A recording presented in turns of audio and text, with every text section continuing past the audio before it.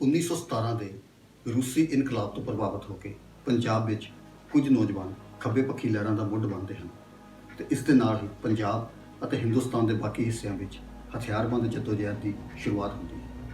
ਪੰਜਾਬ ਸਰਕਾਰ ਦੇ partition series ਵਿੱਚ ਮੈਂ ਗਗਨਦੀਪ ਸਿੰਘ ਤੁਹਾਡਾ ਸਵਾਗਤ ਕਰਦਾ ਹਾਂ। ਪਾਰਟੀਸ਼ਨ ਸੀਰੀਜ਼ ਭਾਗ ਦੂਜਾ ਵਿੱਚ ਅੱਜ ਅਸੀਂ 1947 ਤੋਂ ਪਹਿਲਾਂ ਦੀ ਖੱਬੇ ਪੱਖੀ ਲਹਿਰਾਂ 'ਤੇ ਵਿਚਾਰ ਕਰਾਂਗੇ। ਅਸੀਂ ਗੱਲ ਕੀਤੀ ਪੰਜਾਬ ਯੂਨੀਵਰਸਿਟੀ ਦੇ ਡਾਕਟਰ ਸੁਖਮਣੀ ਬਲ ਰਿਆੜ ਨਾਲ ਅਤੇ ਗੁਰੂ ਨਾਨਕ ਦੇਵ ਯੂਨੀਵਰਸਿਟੀ ਦੇ ਡਾਕਟਰ ਅਮਨਦੀਪ ਨਾਲ। ਅਸੀਂ ਉਹਨਾਂ ਨਾਲ 1917 ਦੇ ਰੂਸੀ ਇਨਕਲਾਬ ਦਾ ਪੰਜਾਬੀ ਨੌਜਵਾਨਾਂ 'ਤੇ ਪ੍ਰਭਾਵ, ਗਦਰ ਪਾਰਟੀ ਅਤੇ CPI ਦੀ ਪਾਕਿਸਤਾਨ ਬਣਨ ਦੀ ਹਮਾਇਤ 'ਤੇ ਗੱਲਬਾਤ ਕੀਤੀ। ਪੰਜਾਬ ਵਿੱਚ ਖੱਬੇ ਪੱਖੀ ਜਿਹੜੀ ਲਹਿਰ ਆ ਕੋਈ 1920 ਦੇ ਦਹਾਕੇ ਵਿੱਚ ਸਾਨੂੰ ਜਿਹੜੀ ਨਜ਼ਰ ਆਉਂਦੀ ਹੈ। 1922 ਦੇ ਲਾਗੇ ਜਿਹੜਾ ਪਹਿਲਾ ਇੱਕ ਛੋਟਾ ਜਿਹਾ ਗਰੁੱਪ ਜਿਹਨੂੰ ਗੁਲਾਮ ਹੁਸੈਨ ਨੇ ਬਣਾਇਆ ਸੀਗਾ।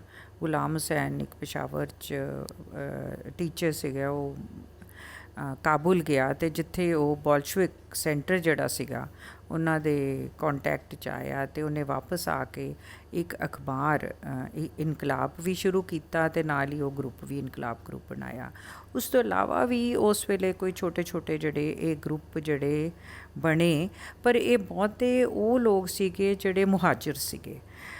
ਮੁਹਾਜਿਰ ਜਿਹੜੇ ਨੇ ਜਦੋਂ ਫਸਟ ਵਰਲਡ ਵਾਰ ਚੱਲ ਰਹੀ ਸੀਗੀ ਅਤੇ ਉਹਦੇ ਵਿੱਚ ਬਹੁਤ ਸਾਰੇ ਜਿਹੜੇ ਮੁਸਲਿਮਸ ਜਿਹੜੇ ਪੈਨ ਇਸਲਾਮ ਦੇ ਇਨਫਲੂਐਂਸ ਥੱਲੇ ਸੀਗੇ ਅਤੇ ਉਹਨਾਂ ਨੇ ਹਿਜਰਤ ਕੀਤੀ ਪੰਜਾਬ ਦੇ ਵਿੱਚੋਂ ਜਾਂ ਹਿੰਦੁਸਤਾਨ ਦੇ ਦੂਜੇ ਥਾਵਾਂ 'ਚੋਂ ਅਤੇ ਪੰਜਾਬ 'ਚੋਂ ਖਾਸ ਕਰਕੇ ਉਹ ਕੁਝ ਸਟੂਡੈਂਟਸ ਵੀ ਜਿਹੜੇ ਨੇ ਉਹ ਹਿਜਰਤ ਕਰਕੇ ਜਿਹੜੇ ਇਸਲਾਮਿਕ ਮੁਸਲਿਮ ਮੁਲਕਾਂ ਦੇ ਵਿੱਚ ਜਾ ਗਏ। ਖਾਸ ਕਰਕੇ ਪਹੁੰਚੇ ਤਾਂ ਬਹੁਤੇ ਅਫਗਾਨਿਸਤਾਨ ਤੋਂ ਅੱਗੇ ਨਹੀਂ ਗਏ, ਜ਼ਿਆਦਾਤਰ ਅਫਗਾਨਿਸਤਾਨ ਦੇ ਵਿੱਚ ਹੀ ਰਹੇ। ਜਦੋਂ ਕਾਬੁਲ ਅਤੇ ਫਿਰ ਉੱਥੇ ਉਹ ਕੁਝ ਉਹਨਾਂ 'ਚ ਰਸ਼ੀਅਨ ਜਿਹੜੇ ਬੋਲਸ਼ਵਿਕ ਸੀਗੇ ਉਹਨਾਂ ਦੇ ਕੰਟੈਕਟ 'ਚ ਆਏ ਅਤੇ ਉਸ ਵੇਲੇ ਤੱਕ 1917 ਦੇ ਵਿੱਚ ਰਸ਼ੀਅਨ ਰੈਵੋਲੂਸ਼ਨ ਹੋ ਚੁੱਕਾ ਸੀਗਾ। ਉਹ ਰਸ਼ੀਅਨ ਰੈਵੋਲੂਸ਼ਨ ਅਤੇ ਰਸ਼ੀਆ ਤੋਂ ਬੜੇ ਜਿਹੜੇ ਇੰਪ੍ਰੈਸ ਹੋਏ। ਜਦੋਂ ਅਸੀਂ 20ਵੀਂ ਸਦੀ ਦੇਖਦੇ ਹਾਂ, ਸ਼ੁਰੂਆਤ ਦੇ ਵਿੱਚ ਹੀ ਇੱਥੇ ਸਭ ਤੋਂ ਪਹਿਲਾਂ ਤਾਂ 1907 ਦੇ ਵਿੱਚ ਪੈਸੈਂਟਰੀ ਰਿਵੋਲਟ ਕਰਦੀ। ਪੈਸੈਂਟਰੀ ਉਹਨਾਂ ਨੂੰ ਜਿਹੜੇ ਕਾਨੂੰਨ ਲੈਜਿਸਲੇਸ਼ਨ ਬ੍ਰਿਟਿਸ਼ ਸਰਕਾਰ ਪਾਸ ਕਰਦੀ ਹੈ ਉਹਦੇ ਵਿਰੁੱਧ ਦੇ ਵਿੱਚ ਹੀ ਇਹ ਲਹਿਰ ਉੱਠਦੀ ਆ, ਜਿਹਦੇ ਵਿੱਚ ਸਾਨੂੰ ਪਤਾ ਆ ਸਰਦਾਰ ਅਜੀਤ ਸਿੰਘ ਬੜਾ ਭਗਤ ਸਿੰਘ ਦੇ ਜਿਹੜੇ ਚਾਚਾ ਸੀ, ਹੀ ਇਜ਼ ਦ ਮੇਨ ਮੈਨ ਜਿਹਨੇ ਐਕਟਿਵਲੀ ਪਾਰਟੀਸਪੇਟ ਕੀਤਾ। ਅਤੇ ਬੜਾ ਮਸ਼ਹੂਰ ਗਾਣਾ ਜਿਹੜਾ ਆਪਣਾ ਲੋਕ ਗੀਤ ਵੀ ਹੋਇਆ, ਪਗੜੀ ਸੰਭਾਲ ਜੱਟਾ, ਇਹ ਸਲੋਗਨ ਵੀ ਹੈ ਲਿਖਿਆ ਵੈਸੇ ਬਾਂਕੇ ਦਿਆਲ ਨਹੀਂ ਸੀ। ਗਦਰ ਲਹਿਰ ਨਾਰਥ ਅਮਰੀਕਾ ਤੋਂ ਸ਼ੁਰੂ ਹੁੰਦੀ ਹੈ ਅਤੇ ਇਸ ਦੀ ਅਗਵਾਈ ਪੰਜਾਬੀ ਜਾਂ ਕਹੀਏ ਮੂਲ ਰੂਪ ਵਿੱਚ ਸਿੱਖ ਕਰਦੇ ਹਨ। ਨਾਰਥ ਅਮਰੀਕਾ ਵਿੱਚ ਵਸਦੇ ਪੰਜਾਬੀਆਂ ਨਾਲ ਨਸਲੀ ਵਿਤਕਰਾ ਇਸ ਦੀ ਸ਼ੁਰੂਆਤ ਦੇ ਮੁੱਖ ਕਾਰਨ ਬਣਦੇ ਹਨ। ਪੰਜਾਬ ਦੇ ਪਿੰਡਾਂ 'ਚ ਰਹਿਣ ਵਾਲੇ ਕਿਸਾਨ ਇਸ ਲਹਿਰ ਤੋਂ ਬਹੁਤ ਜ਼ਿਆਦਾ ਪ੍ਰਭਾਵਿਤ ਹੁੰਦੇ ਹਨ ਅਤੇ ਇਹ ਲਹਿਰ ਨੌਜਵਾਨਾਂ ਲਈ ਵੀ ਖਿੱਚ ਦਾ ਕੇਂਦਰ ਬਣਦੀ ਹੈ। ਉਸ ਤੋਂ ਬਾਅਦ 1914-15 ਦੇ ਵਿੱਚ ਇੱਥੇ ਗਦਰ ਲਹਿਰ, ਗਦਰ ਆਫਕੋਰਸ ਇੱਕ ਰਸਾਲੇ ਦਾ ਨਾਮ ਸੀ ਜਿਹੜਾ ਇਹਨਾਂ ਨੇ ਸਾਡੀ ਰੈਵੋਲੂਸ਼ਨਰੀਜ਼, ਬਟ ਕਨੈਕਸ਼ਨ ਬਹੁਤ ਜ਼ਿਆਦਾ ਹੈ ਵਿਦ ਦ ਬ੍ਰਿਟਿਸ਼। ਇਨਫੈਕਟ ਇੱਥੋਂ ਦੇ ਇਰਰਿਸਪੈਕਟਿਵ ਆਫ ਰਿਲੀਜੀਅਸ ਗਰੁੱਪਸ, ਲਾਲਾ ਹਰਦਿਆਲ ਦਾ ਨਾਮ ਸੁਣਿਆ ਤੁਸੀਂ? ਉਹ ਲਾਲਾ ਹਰਦਿਆਲ ਵੈਰੀ ਵੈਰੀ ਐਕਟਿਵ, ਉਹ ਵੀ ਪੰਜਾਬੀ ਸੀ। ਸੋ ਹੇਅਰ ਵਰ ਵੈਦਰ ਦੇ ਵਰ ਹਿੰਦੂਜ਼ ਔਰ ਸਿੱਖਸ, ਬਟ ਇਹ ਜਿਹੜੀ ਇਹ ਆਈਡੀਓਲੋਜੀ ਸੀ ਇਹ ਬੜੀ ਅਟਰੈਕਟ ਕਰਨ ਲੱਗੀ ਤੁਹਾਡੇ, ਕਿਉਂਕਿ ਆਈਡੀਓਲੋਜੀ ਦੇ ਵਿੱਚ ਬੜਾ ਸਿੰਪਲ ਸੀ ਬਈ ਤੁਸੀਂ ਕਿਰਤ ਕਰਨ ਵਾਲੇ ਅਤੇ ਐਗਰੀਕਲਚਰਿਸਟ ਕਿਸਾਨ ਇਹ ਇਕੱਠੀ ਜੇ ਹੋ ਜਾਣ ਅਤੇ ਰੈਵੋਲੂਸ਼ਨ ਆ ਗਈ। This is what Karl Marx was saying. ਅਤੇ ਇਹ 14 ਤੋਂ 15 ਇਨਫੈਕਟ ਬ੍ਰਿਟਿਸ਼ ਸਰਕਾਰ ਇਹ ਸਾਰੀ ਦੁਨੀਆ ਦੇ ਵਿੱਚ ਸੀ ਲੈਫਟ ਆਈਡੀਓਲੋਜੀ ਕੈਚ ਔਨ ਕਰੀ ਜਾ ਰਹੀ ਸੀ। ਅੱਧੀ ਦੁਨੀਆ ਸੋਸ਼ਲਿਸਟ ਹੋ ਗਈ ਸੀ, ਅੱਧੀ ਦੁਨੀਆ ਡੈਮੋਕਰੈਟਿਕ ਪੈਟਰਨ ਦੇ ਵਿੱਚ ਹੀ ਚੱਲੀ ਜਾ ਰਹੀ ਸੀ ਵੀ ਅਸੀਂ ਰਵਾਂਗੇ। ਇੰਟਰਸਟਿੰਗਲੀ ਇਹ ਪੰਜਾਬ ਦੇ ਵਿੱਚ 14 ਤੋਂ 15 ਗਦਰ ਵਾਲਿਆਂ ਦੇ ਨਾਲ ਬਹੁਤ ਜ਼ਿਆਦਾ ਸਾਡਾ ਤਾਲਮੇਲ ਇੰਝ ਸੀ ਕਿ ਇੱਥੋਂ, ਕਿਉਂਕਿ ਸਾਡੀ ਪੈਜ਼ੈਂਟਰੀ ਵਾਸ ਸਟਾਰਵਡ, ਬਹੁਤਾ ਇਹਦੇ ਕੋਲ ਕੁਝ ਹੈ ਨਹੀਂ ਸੀ, ਸੋ ਜਾਂ ਆਰਮੀ 'ਚ ਜਾਣ ਜਾਂ ਉਹਨਾਂ ਨੂੰ ਅਟਰੈਕਟ ਕੀਤਾ ਰੈਵੋਲੂਸ਼ਨਰੀ ਟ੍ਰੈਂਡ ਵੀ। ਇਹ ਠੀਕ ਕਹਿੰਦਾ ਹੈ, ਸੋਸ਼ਲਿਜ਼ਮ ਐਜ਼ ਐਨ ਆਈਡੀਆ ਬੜਾ ਅਟਰੈਕਟ ਕਰਨਾ ਸ਼ੁਰੂ ਕੀਤਾ। ਇਹ ਅਟਰੈਕਟ ਕਿਹਨੂੰ ਕਰਦਾ? ਆਲਵੇਜ਼ ਦ ਯੰਗਰ ਮਾਈਂਡ। ਗਦਰ ਲਹਿਰ ਜਿਹੜੀ ਆ ਇਹ ਨਾਰਥ ਅਮਰੀਕਾ ਦੇ ਵਿੱਚ ਜਿਹੜੇ ਕਿ ਕੁਝ ਹਿੰਦੁਸਤਾਨੀ ਔਰ ਜਿਨ੍ਹਾਂ 'ਚੋਂ ਖਾਸ ਕਰਕੇ 95% ਪੰਜਾਬੀ ਅਤੇ ਕੋਈ 90% ਅਸੀਂ ਕਹਿ ਸਕਦੇ ਹਾਂ ਜਿਨ੍ਹਾਂ ਚੋਂ ਪੰਜਾਬ ਦੇ ਜੱਟ ਸਿੱਖ ਜਿਹੜੇ ਸੀਗੇ ਸੈਂਟਰਲ ਪੰਜਾਬ ਦੇ ਵਿੱਚੋਂ, ਇਹ ਜਿਹੜੇ ਬਹੁਤੇ ਬ੍ਰਿਟਿਸ਼ ਦੀ ਫੌਜ ਦੇ ਵਿੱਚ ਨੌਕਰੀ ਕਰਦੇ ਸੀਗੇ, ਇਹ ਸਾਰੇ ਜਦੋਂ ਫੌਜ 'ਚੋਂ ਰਿਟਾਇਰ ਹੋਏ ਜਾਂ ਇਹਨਾਂ 'ਚੋਂ ਕੁਝ ਪਿੰਡਾਂ 'ਚ ਵਾਪਸ ਆ ਗਏ ਜਾਂ ਜਿਹੜੇ ਉੱਥੇ ਹੀ ਬ੍ਰਿਟਿਸ਼ ਕਾਲੋਨੀਜ਼ 'ਚ ਬੈਠੇ ਸੀਗੇ, ਇਹ ਕਹਿ ਸਕਦੇ ਹੋ ਕੰਮ ਦੀ ਅੱਗੇ ਭਾਲ ਦੇ ਵਿੱਚ ਜਾਂ ਪੈਸੇ ਕਮਾਉਣ ਲਈ ਨਾਰਥ ਅਮਰੀਕਾ ਪਹੁੰਚੇ। ਜਦੋਂ ਇਹ ਨਾਰਥ ਅਮਰੀਕਾ ਪਹੁੰਚੇ ਔਰ ਕੈਨੇਡਾ ਦੇ ਵਿੱਚ ਖਾਸ ਕਰਕੇ, ਕਿਉਂਕਿ ਇਹ ਇੱਕ ਬ੍ਰਿਟਿਸ਼ ਕਾਲੋਨੀ ਹੋਈ ਸੀਗੀ, ਅਤੇ ਉੱਥੇ ਜਾ ਕੇ ਇਹਨਾਂ ਨੇ 1-2 ਸਾਲਾਂ 'ਚ ਹੀ ਮਹਿਸੂਸ ਕੀਤਾ ਕਿ ਉਹਨਾਂ ਨਾਲ ਬਹੁਤ ਜ਼ਿਆਦਾ ਜਿਹੜਾ ਨਸਲੀ ਭੇਦਭਾਵ ਹੋ ਰਿਹਾ।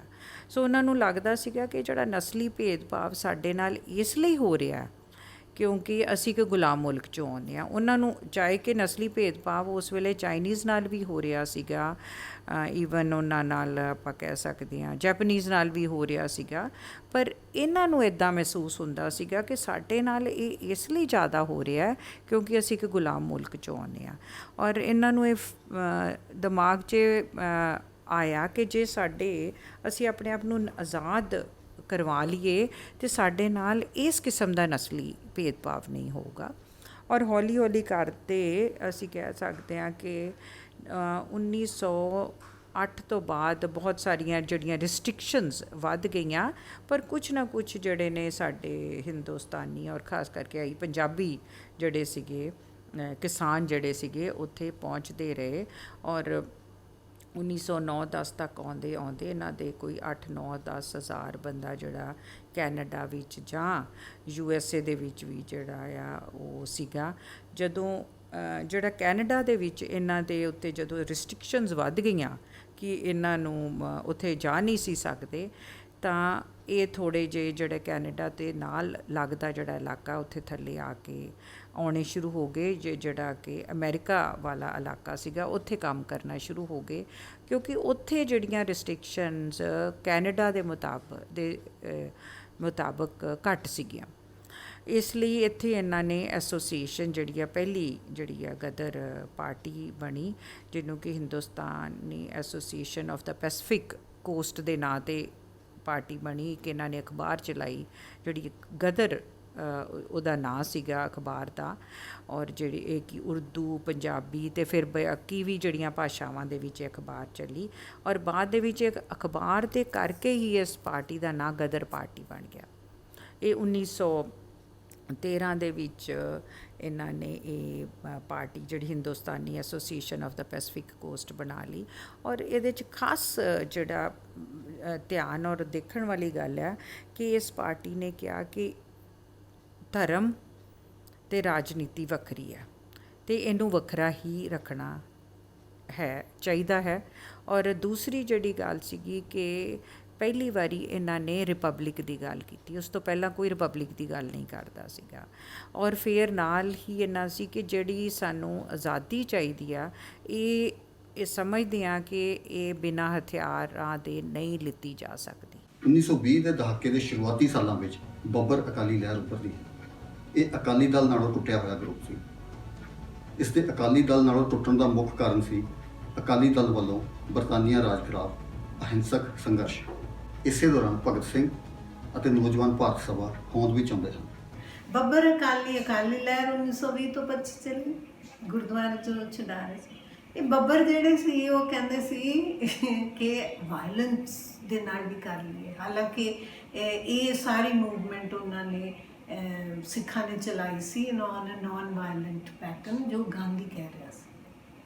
ਓਕੇ, ਸੋ ਇਹਨਾਂ ਨੇ ਹੁਣ ਡਿਸਾਈਡ ਕੀਤਾ ਕਿ ਇਹ ਤਾਂ ਵਾਇਲੈਂਸ ਦੇ ਨਾਲ ਹੀ ਹੋ ਸਕਦੀ ਹੈ। ਬੱਬਰਾਂ ਦਾ ਜਦੋਂ ਤੁਸੀਂ ਲਹਿਰ ਪੂਰਾ ਉਹਨਾਂ ਦੀ ਪਾਰਟਿਸਪੇਸ਼ਨ ਸੁਣਦੇ ਹੋ, ਦੇਖਦੇ ਹੋ, ਤੇ ਬਹੁਤ ਅਸਰ ਹੁੰਦਾ ਹੈ। ਪੋਇਟਰੀ ਬੜੀ ਡਿਵੈਲਪ ਹੁੰਦੀ ਆ ਆਪਣੇ ਫੋਕਲੋਰ ਦੇ ਵਿੱਚ, ਗੀਤ ਗਾਣੇ ਬਹੁਤ ਜ਼ਿਆਦਾ ਹਾਈਲਾਈਟ ਕਰਦੇ। ਔਰ ਰੂਰਲ ਪੈਜ਼ੈਂਟਰੀ ਜਿਹੜੀ ਸੀ ਨਾ, ਛੋਟੇ ਤਬਕੇ ਵਾਲੀ, ਉਹਨੂੰ ਬਹੁਤ ਅਪੀਲ ਹੋਈ। ਜਿਹੜੇ ਬੱਬਰ ਅਕਾਲੀ ਤੁਸੀਂ ਕਹਿੰਦੇ ਇਹ ਟੁਵਰਡਸ ਲੈਫਟ ਇਨਕਲਾਈਨਡ ਸੀ, ਬਿਲਕੁਲ, ਇਹ ਕਹਿ ਸਕਦੇ ਕਿ ਵੀ ਸਿੱਖਾਂ ਦਾ ਇੱਕ ਲੈਫਟ ਗਰੁੱਪ ਸੀ ਇਹ? Yes, they were very much there left group ਹੀ ਸੀ। ਇਹ ਸਾਰੇ ਗਦਰ ਵਾਲੇ ਸੀ ਜ਼ਿਆਦਾ, ਸਿੱਖ ਕਮਿਊਨਿਟੀ ਦਾ ਲੈਫਟ ਗਰੁੱਪ। ਜਿਹੜੇ ਕੁਛ ਤਾਂ ਰਲ ਗਏ ਨਾ ਵੀ ਕਾਂਗਰਸ ਦੇ ਨਾਲ, ਬਟ ਦੂਜਿਆਂ ਨੇ ਜਾਣਾ ਕਿੱਥੇ ਹੈ? ਜਦੋਂ ਗਦਰ ਤਿੱਤਰ ਬਿੱਤਰ ਕੀਤੀ ਤੇ ਉਹ ਡੈਫੀਨਿਟਲੀ ਲੈਫਟ ਦੇ ਨਾਲ। ਸੋ ਇਸੇ ਦੌਰਾਨ ਹੀ in fact Bhagat Singh and his associates ਬੜੇ ਪਪੂਲਰ ਹੁੰਦੇ ਆ। ਉਹ ਵੀ ਪਹਿਲਾਂ ਇੰਡੀਅਨ ਨੈਸ਼ਨਲ ਕਾਂਗਰਸ ਦੇ ਨਾਲ ਹੀ ਚੱਲਦੇ ਆ, ਬਟ ਜਦੋਂ 23 ਆਉਂਦਾ ਹੈ ਨਾ, ਗਾਂਧੀ ਨੇ ਪਤਾ ਨਾਨ ਕੋਆਪਰੇਸ਼ਨ ਵਿਦਡਰਾ ਕਰ ਲਈ ਸੀ, ਉਹਦੇ ਤੇ ਬੜੇ ਦੁਖੀ ਹੁੰਦੇ। ਉਹ ਫਿਰ ਭਗਤ ਸਿੰਘ ਦਾ ਨਾਮ ਬਹੁਤ ਚੱਲਦਾ ਸੀ, ਪ੍ਰਚਲਿਤ ਸੀ ਵੀ ਬੜੇ ਯੰਗ ਮੁੰਡੇ ਆ, ਦੇਖੋ ਜੀ ਨੈਸ਼ਨਲਿਸਟ ਆ, they are really fighting for the cause. ਉਹਦੀ ਆਈਡੀਓਲੋਜੀ ਚਾਹੇ ਕੋਈ ਸਮਝੇ ਨਾ ਸਮਝੇ, ਬਟ ਪੁੱਤਰ ਤਾਂ ਪੰਜਾਬ ਦਾ ਹੀ ਹੈ। So this is how it gets a lot of attention. But ਜਿਹੜੇ leader behind it amongst the Sikhs, Sohan Singh Josh ਦਾ ਨਾਮ ਬੜਾ ਪ੍ਰੋਮੀਨੈਂਟ ਹੋਣਾ। ਇਹ ਗਦਰ 'ਚ ਵੀ ਸੀ, ਇਹ ਇੱਥੇ ਵੀ ਆ। ਉਹੀ ਮੈਂ ਦੱਸ ਰਹੀ ਨਾ ਵੀ ਇਹ ਹੁਣ ਕੀ ਸਟੈਂਡ ਲੈਂਦੇ ਹੈਗੇ। ਸੋ ਸੰਤੋਖ ਸਿੰਘ ਆ, ਭਾਗ ਸਿੰਘ ਆ, ਕੈਨੇਡੀਅਨ ਭਾਗ ਸਿੰਘ ਕੈਨੇਡੀਅਨ ਨਾਮ ਆ, ਕਰਮ ਸਿੰਘ ਚੀਮਾ ਆ, ਓਕੇ, ਐਂਡ ਮੁਸਲਮਾਨਾਂ 'ਚ ਐਮ.ਏ. ਮਾਜਿਦ ਆ। ਖੱਬੇ ਪੱਖੀ ਧੜੇ ਤਾਂ ਇਕੱਠੇ ਭਾਰਤ ਦੀ ਹਾਮੀ ਭਰਦੇ ਹਨ, ਪਰ ਸੀਪੀਆਈ ਨੇ ਪਾਕਿਸਤਾਨ ਰੈਜ਼ੋਲੂਸ਼ਨ ਦੀ ਹਮਾਇਤ ਕੀਤੀ। ਇਸ ਲਈ ਉਹਨਾਂ ਕੋਲ ਆਪਣੇ ਤਰਕ ਵੀ ਸਨ, ਪਰ ਬਾਅਦ ਵਿੱਚ ਉਹ ਇਸ ਦਾ ਵਿਸ਼ਲੇਸ਼ਣ ਕਰਦੇ ਹਨ ਤੇ ਉਹਨਾਂ ਨੂੰ ਅਹਿਸਾਸ ਹੁੰਦਾ ਹੈ ਕਿ ਪਾਕਿਸਤਾਨ ਬਣਨ ਦੀ ਹਮਾਇਤ ਕਰਨਾ ਗਲਤ ਸੀ। ਕਮਿਊਨਿਸਟ ਪਾਰਟੀ ਨੇ ਪਾਕਿਸਤਾਨ ਦੇ ਰੈਜ਼ੋਲੂਸ਼ਨ ਨੂੰ ਸ਼ੁਰੂ ਦੇ ਵਿੱਚ ਤਾਂ ਨਹੀਂ, ਪਰ ਬਾਅਦ ਦੇ ਵਿੱਚ ਜ਼ਰੂਰ ਸਪੋਰਟ ਕੀਤਾ ਹੈ। ਜਿਹੜੇ ਡਾਕਟਰ ਗੰਗਾਧਰ ਅਧਿਕਾਰੀ ਸੀਗਾ, ਉਹਦਾ ਇਹ ਕਹਿਣਾ ਸੀਗਾ ਕਿ ਜਿਹੜੇ ਵੈਸਟਰਨ ਪੰਜਾਬ ਦੇ ਮੁਸਲਮਾਨ ਨੇ ਉਹ ਆਪਣੇ ਆਪ 'ਚ ਇੱਕ ਨੈਸ਼ਨੈਲਿਟੀ ਨੇ, ਕਿਉਂਕਿ ਜਿਹੜੇ ਇੱਕ ਨੈਸ਼ਨੈਲਿਟੀ ਦੇ ਬੇਸਿਕ ਮਿਨੀਮਮ ਜਿਹੜੀਆਂ ਫੀਚਰਸ ਹੁੰਦੇ ਆ, ਜਿਵੇਂ ਕਿ ਇੱਕ ਕੰਟੀਗੂਅਸ ਟੈਰੀਟਰੀ ਆ, ਉਹਨਾਂ ਦੀ ਇੱਕ ਲੈਂਗੁਏਜ ਆ, ਕਲਚਰ ਆ, ਉਹਨਾਂ ਦੀ ਇਕਨੋਮਿਕ ਲਾਈਫ ਆ, ਅਤੇ ਇੱਥੋਂ ਤੱਕ ਕਿ ਉਹਨਾਂ ਦਾ ਜਿਹੜਾ ਸਾਈਕੋਲੋਜੀਕਲ ਮੇਕਅਪ ਆ, ਉਹ ਵੀ, ਇਹ ਸਾਰੀਆਂ ਜਿਹੜੀਆਂ ਚੀਜ਼ਾਂ ਇੱਕ ਨੈਸ਼ਨੈਲਿਟੀ ਨੂੰ ਬਣਾਉਂਦੀਆਂ ਨੇ, ਉਹ ਜਿਹੜੇ ਵੈਸਟਰਨ ਪੰਜਾਬ ਦੇ ਮੁਸਲਮਾਨਾਂ ਦੇ ਵਿੱਚ ਹੈਗੀਆਂ ਨੇ। ਅਤੇ ਉਹਦੇ ਤਹਿਤ ਉਹਨਾਂ ਨੇ ਜਿਹੜੇ ਬਹੁਤ ਸਾਰੇ ਜਿਹੜੇ ਬਾਕੀ ਕਮਿਊਨਿਸਟ ਸੀਗੇ ਪੰਜਾਬ ਦੇ ਵਿੱਚ, ਉਹਨਾਂ ਨੂੰ ਕਹਿਣਾ ਸ਼ੁਰੂ ਕਰ ਦਿੱਤਾ ਕਿ ਤੁਸੀਂ ਮੁਸਲਿਮ ਲੀਗ ਨੂੰ ਜੁਆਇਨ ਕਰੋ।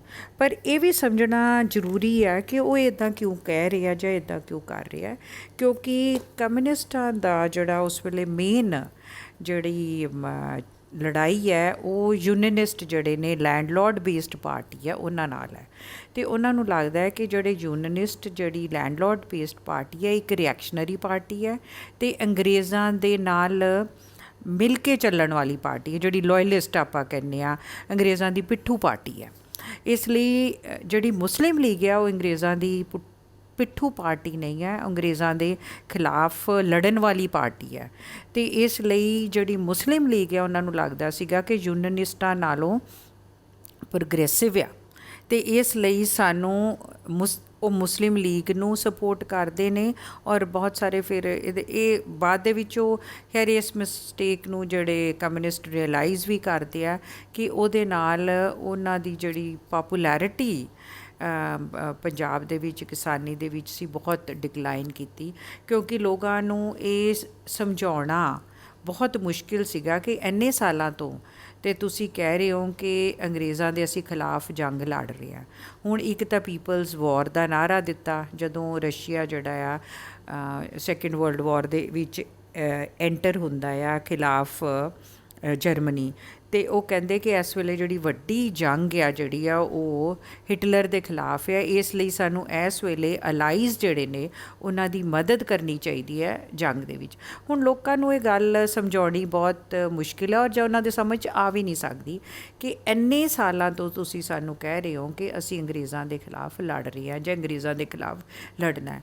ਹੁਣ ਤੁਸੀਂ ਸਾਨੂੰ ਕਹਿ ਰਹੇ ਹੋ ਕਿ ਨਹੀਂ, ਇਸ ਵੇਲੇ ਅੰਗਰੇਜ਼ਾਂ ਦਾ ਸਾਥ ਦਿਓ ਕਿਉਂਕਿ ਇਸ ਵੇਲੇ ਵੱਡੀ ਜਿਹੜੀ ਜੰਗ ਆ ਉਹ ਹਿਟਲਰ ਦੇ ਖਿਲਾਫ ਆ, ਜਾਂ ਕਹਿ ਸਕੋ ਜਿਹੜੀਆਂ ਫਾਸ਼ਿਸਟ ਫੋਰਸਿਸ ਨੇ ਉਹਨਾਂ ਦੇ ਖਿਲਾਫ ਆ। ਹੁਣ ਇਹ ਗੱਲ ਲੋਕਾਂ ਦੇ ਸਮਝ ਦੇ ਵਿੱਚ ਨਹੀਂ ਆਉਂਦੀ ਕਿ ਇਹ ਇਸ ਤਰ੍ਹਾਂ ਕਿਉਂ ਕਰ ਰਹੇ ਨੇ। ਇੱਕ ਇਹ ਕਹਿ ਰਹੇ ਨੇ ਕਿ ਪੀਪਲਸ ਵਾਰ ਦਾ ਨਾਅਰਾ ਦਿੱਤਾ, ਦੂਜਾ ਇਹ ਪਾਕਿਸਤਾਨ ਨੂੰ ਜਿਹੜਾ ਆ ਮੁਸਲਿਮ ਲੀਗ ਨੂੰ ਸਪੋਰਟ ਕਰਨ ਦੀ ਗੱਲ ਕਰ ਰਹੇ ਨੇ, ਪਾਕਿਸਤਾਨ ਨੂੰ ਦੇ ਆਈਡੀਆ ਨੂੰ ਇੱਕ ਜਿਹੜਾ ਇਹ ਏਰੀਆ ਨੂੰ ਇੱਕ ਮੁਸਲਿਮ ਕੰਟੈਗੂਅਸ ਏਰੀਆ ਕਹਿ ਕੇ ਇਹਨੂੰ ਸਪੋਰਟ ਕਰ ਰਹੇ ਨੇ। ਸੋ ਇਹਦਾ ਬਹੁਤ ਸਾਰਾ ਜਿਹੜਾ ਕ੍ਰਿਟਿਸਿਜ਼ਮ ਹੈ, ਬਾਅਦ 'ਚ ਸੈਲਫ ਕ੍ਰਿਟਿਸਿਜ਼ਮ ਵੀ ਹੁੰਦਾ ਕਿ ਸਾਨੂੰ ਅਸੀਂ ਜਿਹੜੇ ਆ ਇਹਦੇ ਨਾਲ ਲੋਕਾਂ ਦੇ ਵਿੱਚ ਪੋਪੂਲੈਰਿਟੀ ਗਵਾਈ। ਪਰ ਇਹ ਕਹਿਣਾ ਕਿ ਬਿਲਕੁਲ ਲੋਕਾਂ 'ਚ ਅਨਪੋਪੂਲਰ ਹੋ ਗਏ, ਇਹ ਵੀ ਗਲਤ ਆ। ਚਾਹੇ ਇਹਦਾ ਉਹਨਾਂ ਨੂੰ ਕਾਫੀ ਨੁਕਸਾਨ ਹੋਇਆ, ਪਰ 1950s ਦੇ ਵਿੱਚ ਦੁਬਾਰਾ ਤੋਂ ਅਸੀਂ ਦੇਖਦੇ ਹਾਂ ਕਿ ਕਮਿਊਨਿਸਟ ਜਿਹੜੀ ਮੂਵਮੈਂਟ ਆ ਪੰਜਾਬ 'ਚ ਬਹੁਤ ਤਾਕਤਵਰ ਮੂਵਮੈਂਟ ਹੋ ਕੇ ਇਮਰਜ ਹੁੰਦੀ ਹੈ। ਆਜ਼ਾਦੀ ਤੋਂ ਬਾਅਦ CPI ਅਤੇ CPM ਭਾਰਤ ਦੀ ਸਿਆਸਤ ਵਿੱਚ ਮੁੱਖ ਭੂਮਿਕਾ ਨਿਭਾਉਂਦੇ ਹਨ। ਕੁਝ ਸੂਬਿਆਂ ਵਿੱਚ ਇਹਨਾਂ ਪਾਰਟੀਆਂ ਦਾ ਦਬਦਬਾ ਅਜੇ ਵੀ ਕਾਇਮ ਹੈ, ਪਰ ਪੰਜਾਬ ਦੀ ਸਿਆਸਤ ਵਿੱਚ ਖੱਬੇ ਪੱਖੀ ਧੜੇ ਕਿਸੇ ਪ੍ਰੈਸ਼ਰ ਗਰੁੱਪ ਤੋਂ ਬਿਹਤਰ ਨਹੀਂ ਹਨ।